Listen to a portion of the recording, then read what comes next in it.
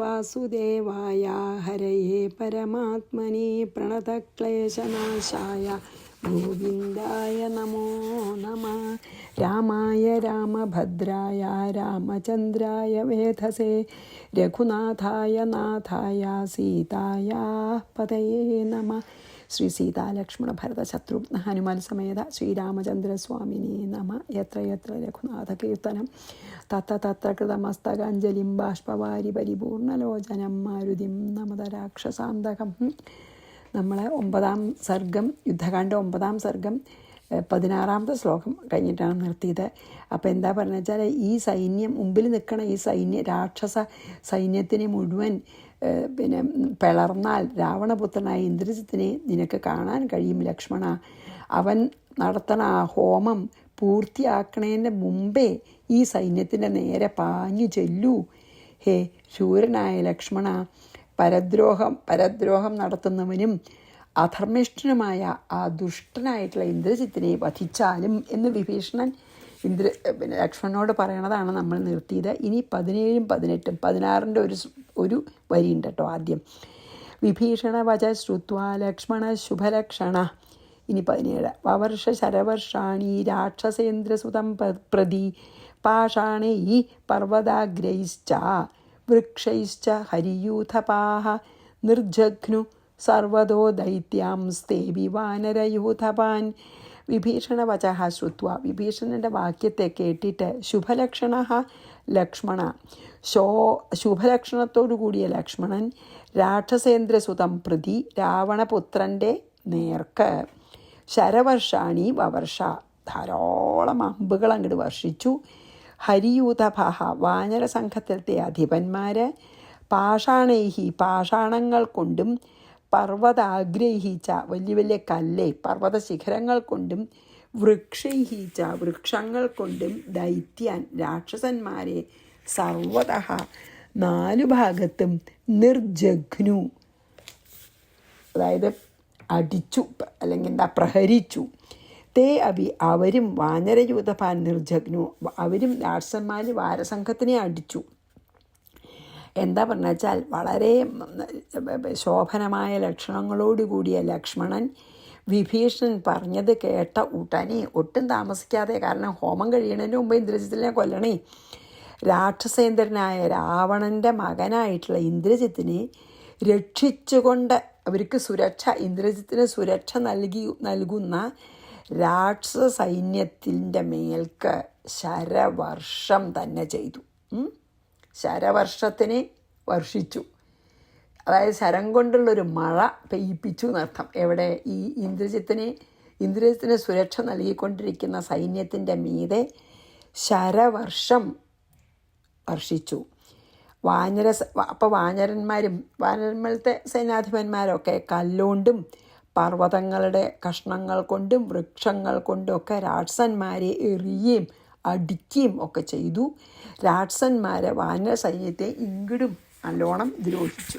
അതാണ് ഇതിൽ പറഞ്ഞത്.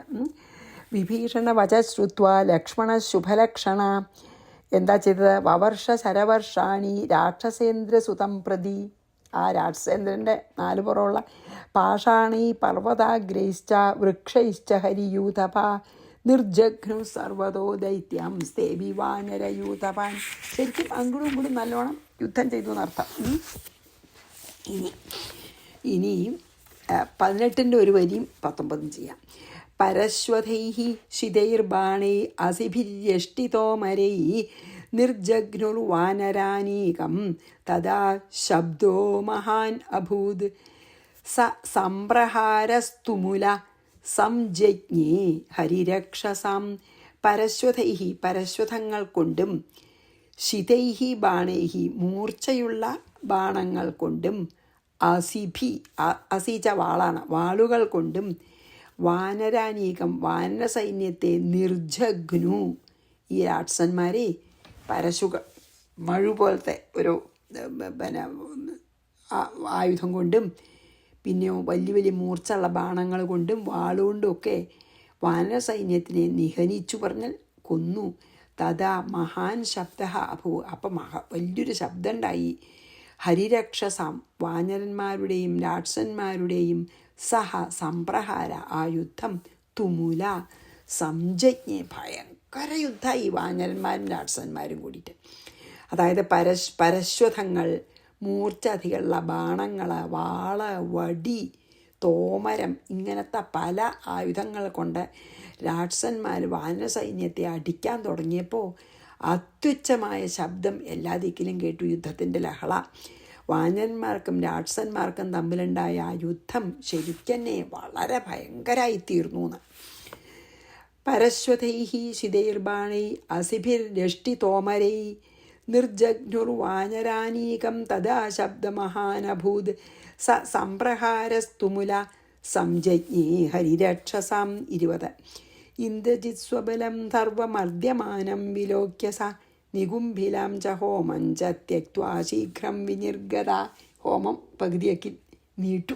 ആര്? ഇന്ദ്രജിത്ത്. അതന്നെയാണല്ലോ ഇപ്പോൾ ഭീഷ്ണൻ പറഞ്ഞത് വേഗം ലക്ഷ്മണനോട് ചെയ്യാൻ.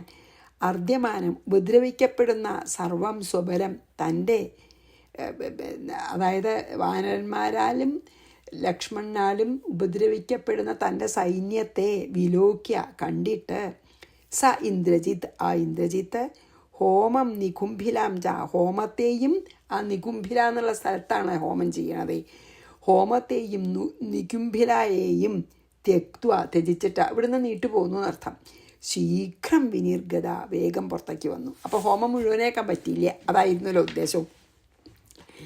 തന്നെ രക്ഷിച്ച് നിൽക്കണ ഈ സൈന്യത്തിനെ ലക്ഷ്മണനും വാനരന്മാരും കൂടി ഉപദ്രവിച്ച് നശിപ്പിക്കുന്നത് കണ്ടിട്ട് ഇന്ദ്രജിത്തിന് ഹോമം പൂർത്തിയാക്കണോടത്ത് ഇരിക്കാൻ പറ്റാതെ, അതായത് ഹോമം ചെയ്യണം നിർത്താതെ വയ്യ എന്നൊരു സ്ഥിതി വന്നു.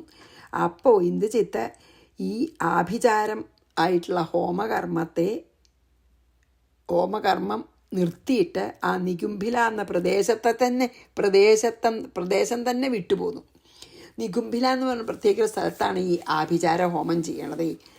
ആ ഹോമം നിർത്തിയെന്ന് മാത്രമല്ല, ആ ഹോമം ചെയ്തിരുന്ന സ്ഥലം തന്നെ വിട്ടു പോന്നിട്ട് വേഗം ഇവരെ എതിരിടാനായിട്ട് അവിടുന്ന് പോന്നു. ഇന്ദ്രജിത് സ്വബലം സർവമർദ്യമാനം വിലോക്യ സ നികുംഭിലാം ച ഹോമം ച ത്യക്ത്വാ ശീഘ്രം വിനിർഗതഃ. രഥമാരുഹ്യ സധനു ക്രോധേന മഹതാഗമദ് സമാഹ്വൈതാ സൗമിത്രീം യുദ്ധായ രണമൂർധനി. 22ാമത്തെ ഒരു വരി. സൗമിത്രേ മേഘനാദോഹം മയാ ജീവന്ന മോക്ഷ്യസേ. സധനു, അതായത് വില്ലോട് കൂടിയവനായിട്ട്, രഥം ആരുഹ്യ, രഥത്തിൽ കയറിയിട്ട്, മഹതാ ക്രോധേന, വേഗം വില്ലൊക്കെ എടുത്തു, എന്നിട്ട് രഥത്തിൽ കയറി ഇന്ദ്രജിത്ത്.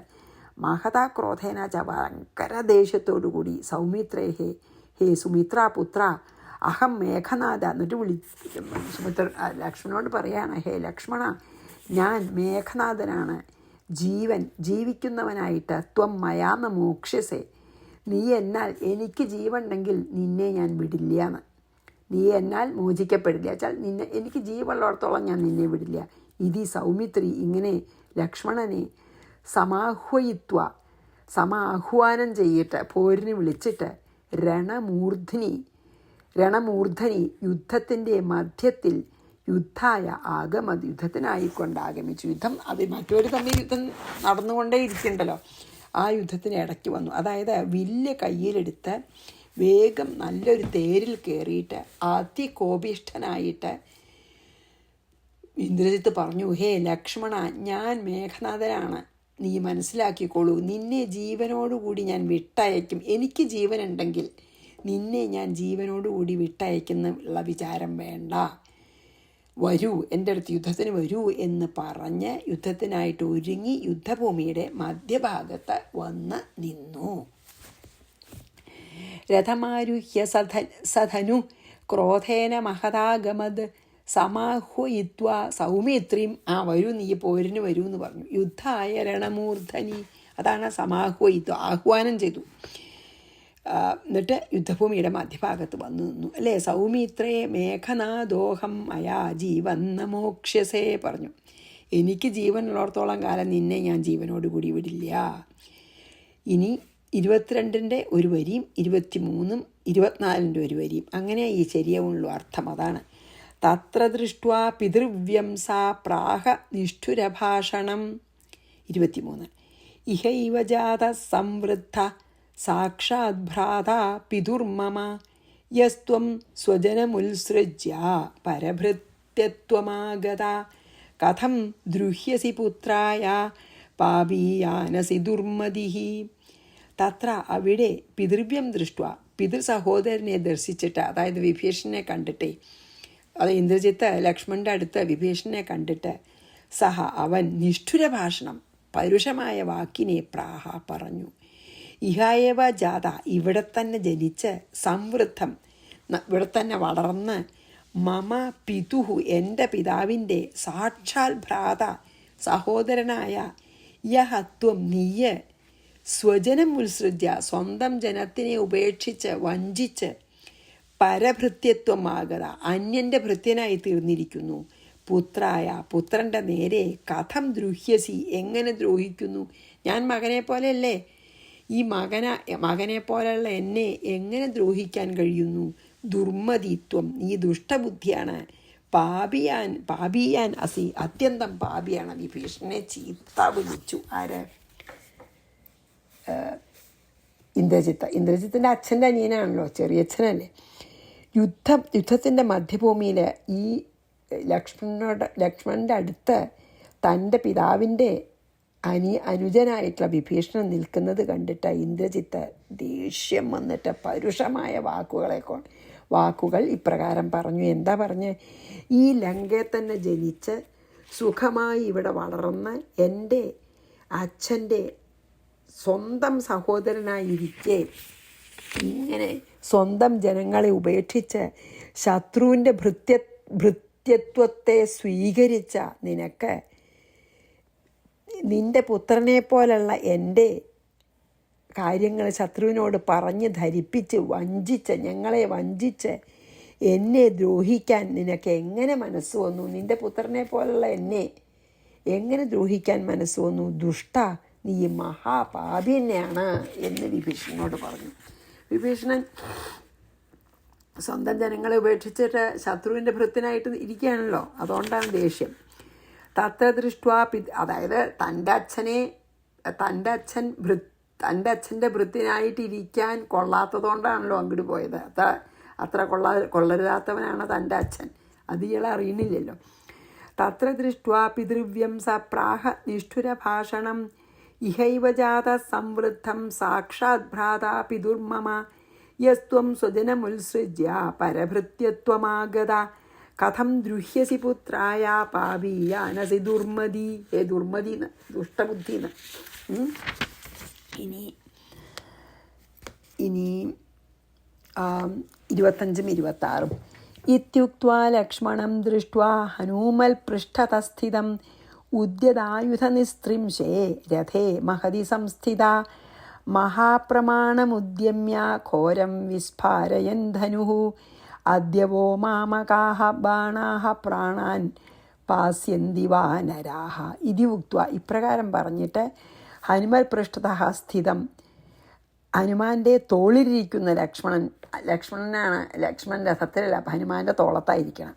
ദൃഷ്ട്വ ലക്ഷ്മണനെ ദർശിച്ചിട്ട് ഉദ്യതായുധ നിസ്ത്രിംശേ, അതായത് ഉയർത്തിയ ആയുധങ്ങളോടും നിസ്ത്രിംശങ്ങളോടും അതായത് വാളുകളോടും കൂടിയ മഹതി രഥേ സ്ഥിത മഹത്തായ രഥത്തിൽ സ്ഥിതി ചെയ്യുന്നവൻ, അതായത് ഇന്ദ്രജിത്ത് രഥത്തിലാണ്. ഘോരം ധനു ഭയങ്കരമായൊരു ധനുസിനെ മഹാപ്രമാണം ഉദ്യമ്യ വില്ല് വലിച്ച് ഉയർത്തിയിട്ട് വിസ്ഫാരയൻ ഞാണ് വലിച്ച് ശബ്ദിപ്പിച്ചുകൊണ്ട് വാനരാഹേ ഹേ വാനരന്മാരെ അദ്യ മാമകാഹ ബാണ ഇപ്പോൾ എൻ്റെ ബാണങ്ങൾ വഹ പ്രാണാൻ നിങ്ങളുടെ പ്രാണങ്ങളെ പാസ്യന്തി കുടിക്കും എന്ന് പറഞ്ഞു. എന്താ അറിയോ, വിഭീഷണനോട് ഇങ്ങനെ ഇതുപോലെ മുമ്പത്തെ ശ്ലോകത്തിൽ പറഞ്ഞില്ലേ, വിഭീഷണനോട് പരുഷമായ വാക്കുകളൊക്കെ പറഞ്ഞതിന് ശേഷം ഹനുമാൻ്റെ ചുമലിരിക്കുന്ന ലക്ഷ്മണനെ കണ്ടു.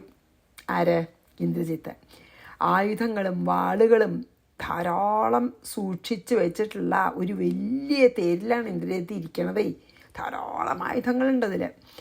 ഇന്ദ്രജിത്ത് എന്ത് ചെയ്തു, ശത്രുക്കൾക്കൊക്കെ പേടി തോന്നിക്കത്തക്ക വിധം ഒരു വലിയ വില്ലിനെ ഉയർത്തിയിട്ട് അതിനെ വലിച്ച് ഞാണൊലി അങ്ങോട്ട് ഉണ്ടാക്കി, ഞാണൊലി ശബ്ദം ഉണ്ടാക്കിച്ചിട്ട് ഹേ പറഞ്ഞു, ഹേ വാനന്മാരെ പേടിപ്പിക്കണേ, ഹേ വാനന്മാരെ, ഇപ്പം ഞാൻ പ്രയോഗിക്കുന്ന ഈ അമ്പുകളുണ്ടല്ലോ അത് നിങ്ങളുടെ പ്രാണനെ കുടിക്കുന്ന, പ്രാണവായുവിനെ കുടിച്ച് നിങ്ങളെ നിഗ്രഹിക്കും എന്ന് പറഞ്ഞു. അതായത് ധാരാളം എന്താണ് അസ്ത്രങ്ങളും വലിയ വലിയ ശക്തിയുള്ള അസ്ത്രങ്ങളൊക്കെ ഉള്ള രഥമാണ് ഇതിലായിരിക്കണത്. അതിന്ന് വളരെ വലിയൊരു വില്ല അങ്ങോട്ട് എടുത്തിട്ട് അങ്ങോട്ട് കൊലച്ച് ഭയങ്കര ശബ്ദം ഉണ്ടാക്കിയിട്ടാണ് വാനന്മാരെ പേടിപ്പിച്ചുകൊണ്ടാണ് പറഞ്ഞത്. ഇപ്പം ഞാൻ പ്രയോഗിക്കണ ബാണങ്ങളുണ്ടല്ലോ, ഈ വില്ലിൽ നിന്ന് ഞാൻ വിടുന്ന ബാണങ്ങളൊക്കെ നിങ്ങളുടെ പ്രാണവായുവിനെ പാനം ചെയ്യും. എന്താ, നിങ്ങളെ പ്രാണവായുവിനെ കുടിച്ച് നിങ്ങളെ കൊന്ന് താഴ്ത്തിടും എന്നർത്ഥം. ഇത്യുക്ത്വാ ലക്ഷ്മണം ദൃഷ്ട്വാ ഹനുമൽ പൃഷ്ഠതസ്ഥിതം ഉദ്യതായുധ നിസ്ത്രിംശേ രഥേ മഹതി സംസ്ഥിത മഹാപ്രമാണമുദ്യമ്യ, അത് ഉയർത്തിയിട്ടേ ആ വലിയ വില്ല് ഘോരം വിസ്ഫാരയൻ ധനു, ഞാനും വില്ല് വലിച്ചങ്ങോട്ട് കെട്ടിയിട്ട് ശബ്ദം ഞാനുണ്ട്. അദ്യവോ മാമകാഹ ബാണ പ്രാണാൻ പാസ്യന്തി വാനരാഹ. ഇനി തതശരം ദാശരഥി സന്ധായാമിത്രകർശന. 27 സസർജ രാക്ഷസേന്ദ്രായ ക്രുദ്ധ സർപ്പ ഇവ ശ്വസൻ ഇന്ദ്രജിത് രക്തനയനോ ലക്ഷ്മണം സമുദൈക്ഷത. അതിനുശേഷം തദാനന്തരം അമിത്രകർശന ദാശരഥി, ശത്രുക്കളെ നശിപ്പിക്കുന്ന ഈ ഇന്ദ്രജിത്ത് ദശരഥപുത്രനെ ശരം സന്ധായ ബാണം തൊടുത്ത് വിട്ടിട്ട് ക്രുദ്ധ സർപ്പ ഇവ ശ്വസൻ, ഒരു ദേഷ്യം വന്ന സർപ്പത്തിനെ പോലെ ശ്വസിച്ചുകൊണ്ട് ഭയങ്കര ദേഷ്യം കാണിക്കുക. രാക്ഷസേന്ദ്രൻ്റെ നേർക്ക് സസർജ വിട്ടു. സോറി, ദാശരഥി എന്നാണ്. തെറ്റി പറഞ്ഞാൽ ഞാൻ, ദാശരഥി എന്നാണ് പറഞ്ഞത്, ലക്ഷ്മണനാണ്, അല്ലാതെ ദശമുഖൻ അല്ല, രാവണൻ്റെ മകൻ എന്നല്ല. അതായത് അതിനുശേഷം ഈ ശത്രുക്കളെ നശിപ്പിക്കാൻ അങ്ങേയറ്റം കഴിവുള്ള ദശരഥപുത്രൻ ലക്ഷ്മണൻ ശരം സന്ധായ ബാണം തൊടുത്തിട്ട് ക്രുദ്ധ സർപ്പ ഇവ, ദേഷ്യം വന്നു. ലക്ഷ്മണനെ, അനന്തമ്പാമ്പിൻ്റെ ആദിശേഷൻ്റെ അവതാരമല്ലേ, ഭയങ്കര ദേഷ്യം വരും. അപ്പോൾ ഒരു ദേഷ്യം വന്ന സർപ്പത്തിനെ പോലെ ശ്വസിച്ചിട്ട് ലക്ഷ്മണൻ ഈ രാക്ഷസേന്ദ്രൻ്റെ നേർക്ക്, ഇന്ദ്രജിത്തിൻ്റെ നേർക്ക് സസർജ വിട്ടു. അതാണ് പറയണത്. രക്തനയന ഇന്ദ്രജിത്ത്, രക്തവർണ്ണത്തോടു ചുമന്ന കണ്ണുകളോടു കൂടിയ ഇന്ദ്രജിത്ത് ലക്ഷ്മണം സമുദൈക്ഷത, ലക്ഷ്മണനെ നോക്കി തുടുത്ത കണ്ണുകളോടെ. എന്താ അറിയോ, അതായത് എന്താ പറഞ്ഞതെന്ന് വെച്ചാൽ ശത്രുക്കളെ നശിപ്പിക്കുന്നതിൽ വളരെ സമർത്ഥനായിട്ടുള്ള ഈ ലക്ഷ്മണൻ അത്യധികം കോപത്തോടു കൂടിയിട്ട് ഒരു സർപ്പത്തിനെ പോലെ ശ്വസിച്ചുകൊണ്ട് ബാണം തൊടുത്ത് ഇന്ദ്രജിത്തിൻ്റെ നേർക്ക് വിട്ടു. ക്രോധം കൊണ്ട് കലങ്ങി മറിഞ്ഞ കണ്ണുകളോടുകൂടിയ ഇന്ദ്രജിത്ത് ലക്ഷ്മണനെ നന്നായിട്ടൊന്ന് നോക്കി എന്നാണ് പറഞ്ഞത്. തതശരം ദാശരഥി സന്ധായാമിത്രകർശന സസർജ രാക്ഷസേന്ദ്രായ ക്രുദ്ധ സർപ്പ ഇവ ശ്വസൻ ഇന്ദ്രജിത് രക്തനയനോ ലക്ഷ്മണം സമുദൈക്ഷത. അപ്പോൾ ഇനി 4 ശ്ലോകം ഒന്നിച്ച് അതും കൂടി ചെയ്ത് നിർത്താം. ശക്രാശനി സമസ്പർശൈർ ലക്ഷ്മണേനാഹതശരൈ മുഹൂർത്തമഭവം മൂഢ പുനഃ പ്രത്യാഹ്യതേന്ദ്രിയ ദദർശാവസ്ഥിതം വീരം വീരോ ദശരഥാത്മജം സോഭിചക്രാമ സൗമിത്രിം ക്രോധസംരക്തലോചന ശരാൻ ധനുഷി സന്ധായ ലക്ഷ്മണം ചേദമബ്രവീദ് യദി തേ പ്രഥമേ യുദ്ധേ ന ദൃഷ്ടോ മേ പരാക്രമ അദ്യ ത്വം ദർശയിഷ്യാമി തിഷ്ഠേദാനിം വ്യവസ്ഥിത ഇത്യുക്ത്വാ സപ്തഭിർബാണൈരഭിവിവ്യാധ ലക്ഷ്മണം ശക്രാശനി സമസ്പർശൈഃ ശരൈഃ. ഇന്ദ്രൻ്റെ വജ്രായുധം പോലെ ഉള്ള ബാണങ്ങൾ കൊണ്ട് ലക്ഷ്മണേന ആഹത, ലക്ഷ്മണനാൽ അടിക്കപ്പെട്ടവൻ, അതായത് അല്ലെങ്കിൽ ലക്ഷ്മണനാൽ ഉപദ്രവിക്കപ്പെട്ടവൻ, അതായത് ലക്ഷ്മണൻ്റെ അമ്പ് വജ്രായുധം പോലെ ശക്തിയുള്ളതാണ്. വജ്രായുധം പോലെ നശിപ്പിക്കാൻ ശക്തിയുള്ള ബാണങ്ങൾ കൊണ്ട് താടിക്കപ്പെട്ടവൻ. മുഹൂർത്തം മൂഢ അഭവത്, അല്പസമയം ബോധരഹിതനായി ഇന്ദ്രജിത്ത്. അതായത് ലക്ഷ്മണൻ്റെ വജ്ര ആയുധത്തിന് തുല്യമായിട്ടുള്ള ബാണങ്ങളെ ഏറ്റപ്പോൾ കുറച്ച് നേരത്തേക്ക് അല്പസമയം, മുഹൂർത്തം, അതാണ് മുഹൂർത്തം മൂഢം അഭവത്, അല്പസമയം ബോധരഹിതനായി. ആര്?